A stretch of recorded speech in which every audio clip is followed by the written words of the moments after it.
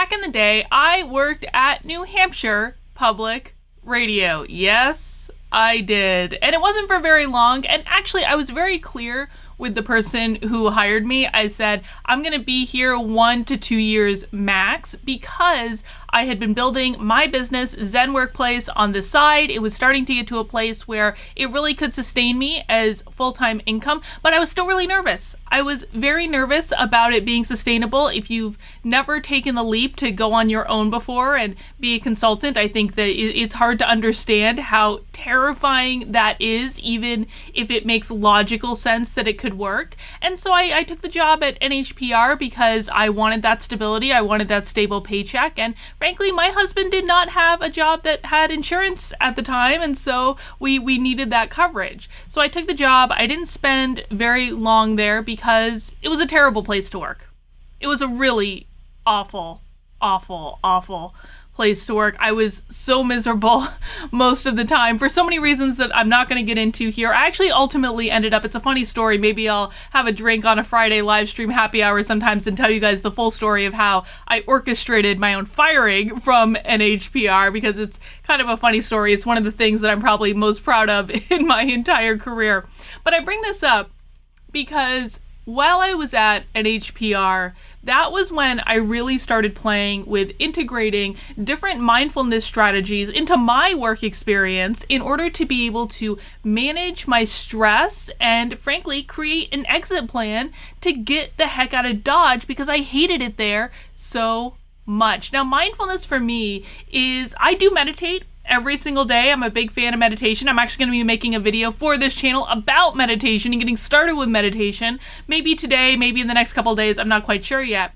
So I am a fan of meditation, but how I integrate mindfulness strategies into a day-to-day experience is more about your perspective and being aware of what you're contributing to your experience and really playing with different elements of taking responsibility for what you're giving to your experience without worrying so much about how other people are responding.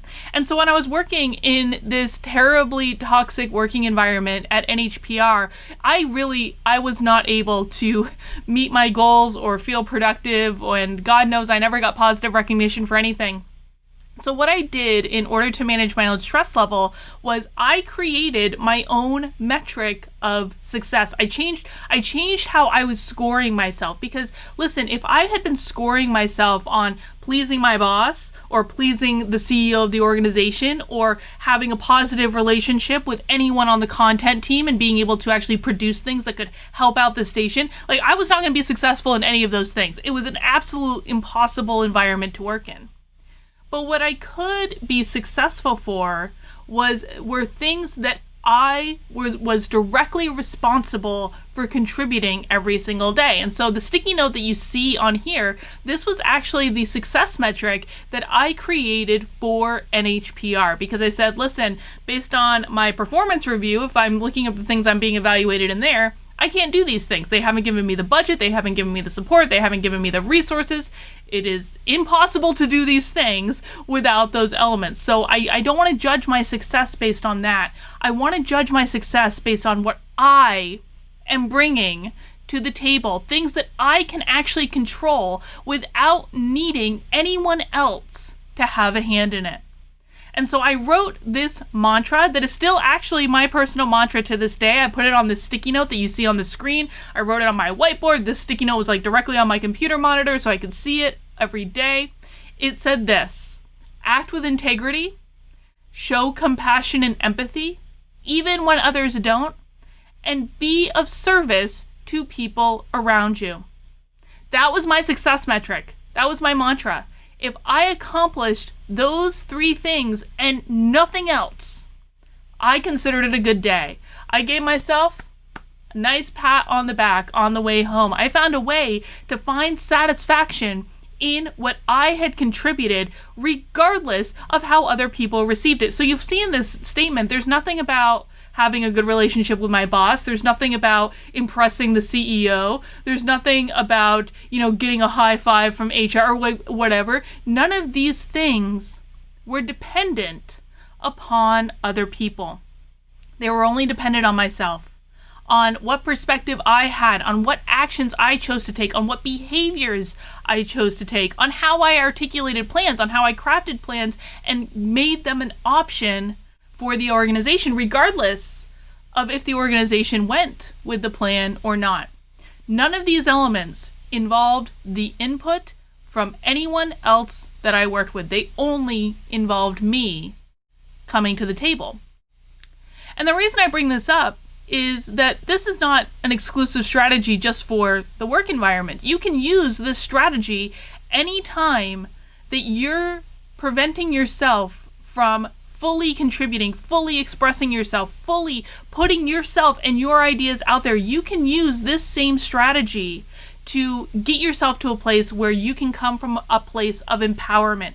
I have ragged on conservatives, Trump supporters, what have you, an awful lot in the past couple weeks. If you've seen my Twitter in the past couple weeks, I'm always talking about how you all are not expressing yourself. You're not expressing your political beliefs. And what I get back instantly is, Carlin, you don't understand. If we express our political beliefs, we're going to get our cars keyed. We're going to have our lawns ruined. If we hang up a Trump sign, we're going to get fired from our jobs. All this bad stuff is going to happen to us. Well, the problem is that you're not focusing on what you're giving to the world.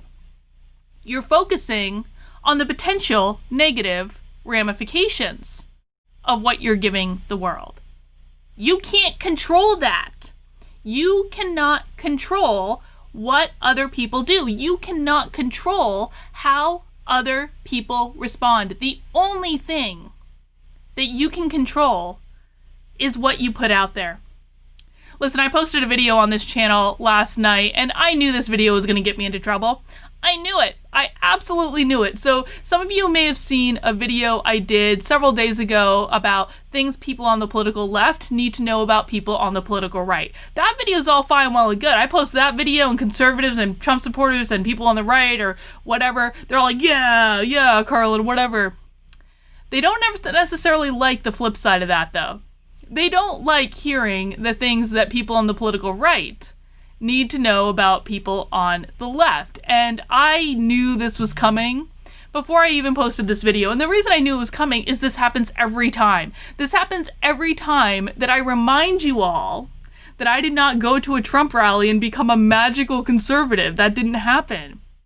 And anytime I talk about issues that I still do have, like I lean left on, or I talk about things that I think people on the right need to understand, or things that I think that they could give more appropriate consideration to, the issues and the grievances that people on the left have. Anytime I talk about this, what happens? That's what happens, literally. The claws come out and you guys come at me. I spent the better part of a couple of hours last night deleting comments from that video. Deleting really nasty comments, blocking really nasty people from that video. And it could be very easy for me to say, I don't even know why I bother. I don't even know why. If I say something if I say something in favor of people on the right, the left is going to come after me. If I say something in favor of people on the left, the right are going to come after me. I don't even know why I bother. That would be very easy for me to do. But here's the problem with that. I'm not focusing on my contribution when I do that. I'm focusing on what the response is. I can't control the response. This is why I'm so kind of lackadaisical about some of these things. Like, I can't control the people on the left. I can't control the people on the right. I can't control what you're going to do. I can't control if you are going to act like children and not get your shit together. And neither can you, person watching this. Neither can you. The only thing that you can control is what you give to the world, is putting your ideas out there.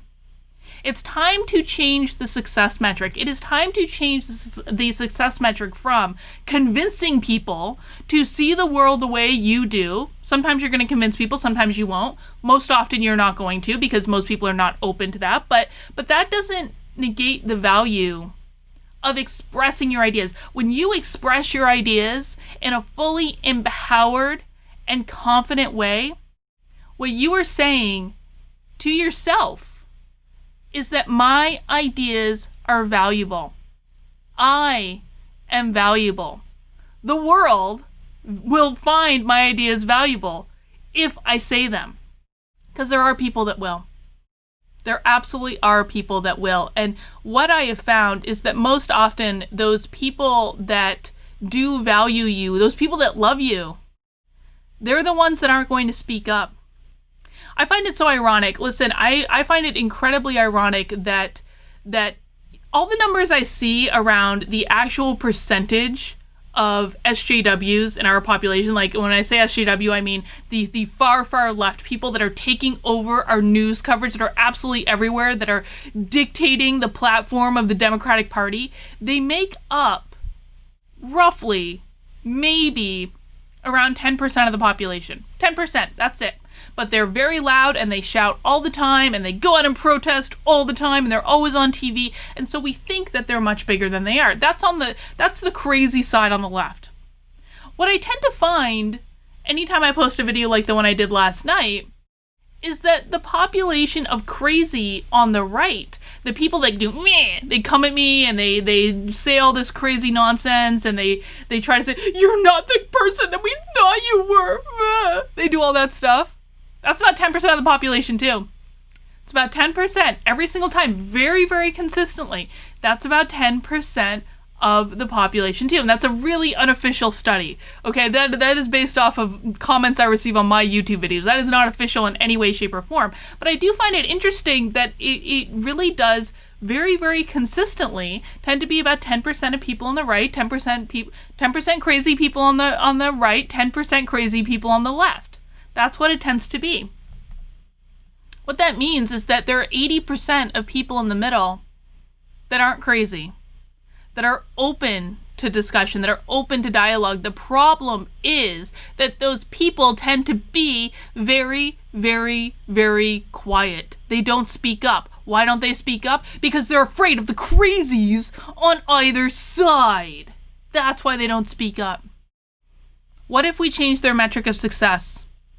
In all likelihood, you, the person watching right now, you are one of the middle, the silent majority you call yourselves, right? You are one of those people in the middle. Maybe you're center right, maybe you're center left, maybe you're center side. Like, who the heck knows? Maybe you are even more far right and far left, but you're uncomfortable with the craziness of either of your parties.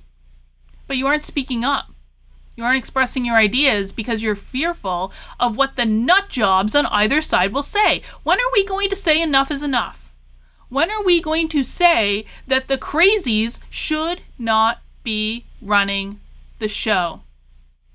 One way to do that is to create your own metric of success. Create your own mantra. Put it on you. It is not your job to worry about what people on either side are going to say. Yes, you're going to get mean comments. Yes, you might have bad things happen to you. Yes, that's all very true. And you have to come to this within your own measure of comfort. Listen, I'm doing right now weekly Zoom calls with members of my locals community about how to practice expressing your ideas, expressing yourself in an empowered, confident way. We basically get on Zoom and we talk about different issues and different things holding them back, and they have an opportunity to practice in front of the group and get some feedback from the group, and it's been really great. I'll give you more information on that at the end of the video if you want to join in. But what I find over and over and over again is that people know exactly what they want to say. The reason that they don't say it is that they are terrified of the response. What if we stopped being afraid of the response? What if we made our own mantras, just like this one? Act with integrity, show compassion and empathy, even when other people don't, and be of service to people around you. What if you created your own mantra? What if you stole mine? I don't care. Steal mine, create your own. But stop putting your success or your value in the hands of other people. It's not their job to reinforce that your ideas are valuable. You have to develop that own internal security to know that no matter if 99% of people hate what you have to say, but you love it and you feel good about it and you've thought about it and you've put together your case and you feel good about the way you articulated it, why do you care what other people think? I find this over and over and over again. Even with all the haters, even with all the people with their claws out after me after yesterday's video, even with all that, there's still so many people that if you put your ideas out there and you put them out confidently and you don't apologize and you don't bend the knee to these crazy people who just want to control you, you're going to find a lot of people who support you. You're going to find a lot of people who love you. You're going to find a lot of people who say, thank you. I was thinking the same thing. And when you have that courage, when you muster that courage from inside of yourself to speak up, to say what you think, even if you're unsure about the outcome, what happens is you give other people permission to do the same. So screw what everyone else thinks, guys. Screw it. Listen, you can always get different friends. If your friends leave you because they disagree with your ideas, you can always get different friends. The economy is bouncing back. We just had an amazing jobs report. What was 4.8 million jobs last month added in the month of June? How crazy is that? Jobs are coming back. The economy is coming back. That means if you express your ideas and you get fired from your job, listen, it's not ideal, but also know that it actually doesn't happen as often as you think it does. It really doesn't. Most people, when they express their political ideas outside of work, guess what? Nothing bad happens. They don't get reported to HR. They don't have people going behind their back. They just do it. Most people are going to be okay. Now, if you're one of those people that's not okay, if you express a political idea and you end up getting in trouble at your job or you end up losing your job, God forbid, just know that it's better for you to be out of there. It is better for you to go find some place where you are allowed to be yourself, where your workplace is not dictating what you do every second of every day. And if this happens to you, reach out to me. I mean this 100%. I have coached so many people through losing a job and gaining another one. Reach out to me. If you speak up and you do it appropriately, I'm not talking about name calling. I'm not talking about sowing divisions. I'm not talking about being outlandish. I'm not talking about campaigning in your office. Don't politically campaign in your office. Don't even talk about politics in the office. But if you do something outside of work, if you post your support for Trump on your Facebook page, or you wear a MAGA hat to the supermarket and someone finds you and reports you to HR or something like that, and you lose your job for it, you reach out to me. I will coach you for free to get you to another job. Reach out to me through my website. It's in the description below. Join my locals, what have you. I will coach you to help you get another job. I really will. But most of the time, that's not going to happen. It's really not. Most of the time, you're going to be okay. And it's amazing what happens when you keep doing it over and over and over again, and you keep seeing that maybe there's a little bit of pain, but it feels so much better. Here's what I want you to hear. I was terrified to speak up about my beliefs. I was terrified when I wrote my article about the Trump rally, going to the Trump rally as a Democrat, when I wrote my article, I didn't expect anyone to read it. I really didn't. I thought maybe my liberal friends close to me might read it. That was really the extent of who I thought would read it, because I thought that they needed to hear that I really thought Donald Trump was going to win in November. That's why I wrote it. I was like, my liberal friends need to understand that this is not messing around. And it ended up 3 million people read it really quickly, and I was terrified. I was terrified of what would happen. I was terrified that I was kicked out of the political closet, that all of a sudden everyone in my life knew that I wasn't actually a crazy progressive, and I was really terrified. But in the process of getting thrown out of getting my butt booted out of the political closet, if you will, I found a freedom in being able to speak my mind that I wouldn't give up for anything. I really wouldn't. Have I lost friends? Yep. Have I lost clients? Yep. But the freedom to say what I want to say without fear is priceless. And all of those things can be replaced. Jobs can be replaced. Clients can be replaced. Friends can be replaced. Not everything's meant to last forever. I would not go back into the political closet for all the money in the world, all the friends in the world. I wouldn't do it. It's too big of a price. And once you speak up and you experience that freedom, I promise you're going to feel so, so, so good. So create your own metric of success. Stop worrying about what other people think. Listen, if you want more information about how to do this, or if you want to be coached directly by me, one of the things that you can do is to join my Locals community. The information is below. The other benefit of Locals is you get to watch all of my videos ad-free, so no YouTube finagling their way in there. But you're also going to get access, if you become a supporter on my Locals, to my weekly coaching calls with the group. We basically jump on Zoom, we talk about stuff, people do some presentations, you get feedback from me, you get feedback from the group. It's direct interaction. It's right now they're every Thursday at noon Eastern time. The timing may change, but that's where it is for right now.